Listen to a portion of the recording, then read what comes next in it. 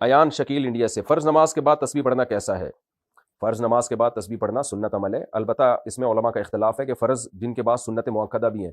تو سنت مؤکدہ کے بعد پڑھی جائے گی یا فرض کے فوراً بعد پڑھی جائے گی۔ عرب علماء کی رائے یہ ہے کہ فرض کے فوراً بعد پڑھی جائے گی،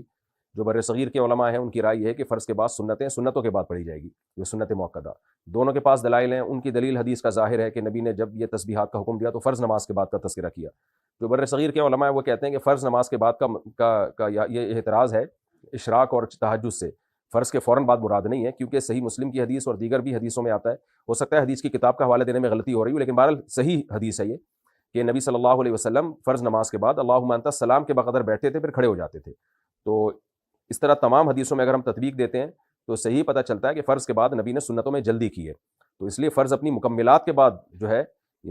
اس کے بعد تسبیح پڑھی جائے گی۔ تو جس حدیثوں میں فرض نماز کے بعد آتا ہے تو اس کا مطلب جب فرض سنتوں کے ذریعے مکمل ہو جائے، سنت مؤکدہ بھی چونکہ فرض نماز ہی کی تکمیل کے لیے ہوتی ہیں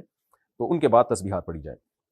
تو سعودی عرب میں امام لوگ ایسے ہی کر رہے ہوتے ہیں، فرض نماز کے بعد تسبیحات شروع کر دیتے ہیں، تو وہاں بھی فرض کے بعد تسبیحات شروع کر دیں، 1.5 کی مسجد قائم کرنے کی ضرورت نہیں ہے۔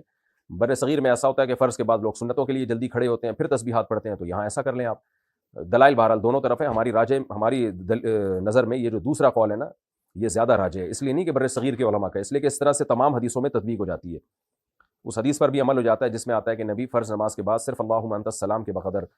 جو ہے آپ بیٹھتے تھے اور پھر کھڑے ہو جاتے تھے۔